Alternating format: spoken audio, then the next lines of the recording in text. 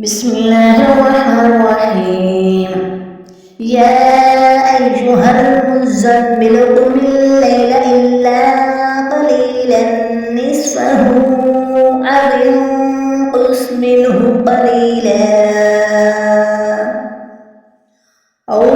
زد عليه ورتل القرآن ترتيلا إنا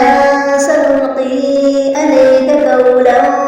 ثقيلا إن ناشئة الليل هي أشد وطئا وأقوم قيلا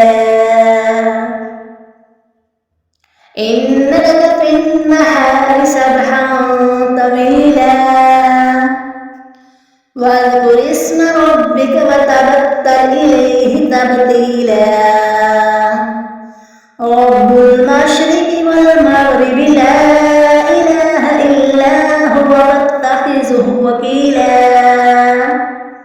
واصبر على ما يقولون واهجرهم هجرا جميلا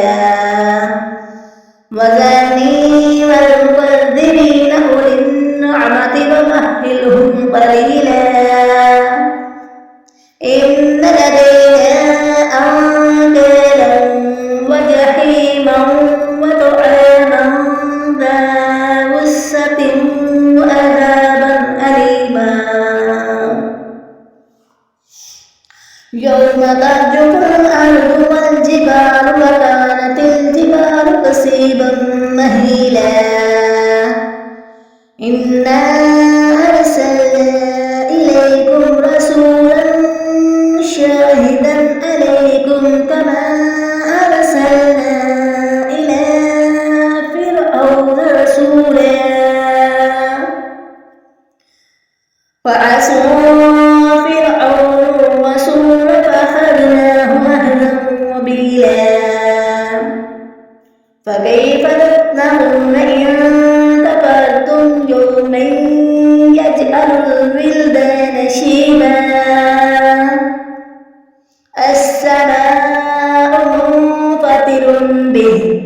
كان وعده مفعولا إن هذه تذكرة فمن شاء اتخذ إلى ربه سبيلا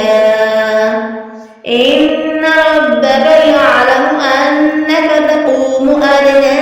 من ثلثي الليل ونصفه وثلثه وطائفة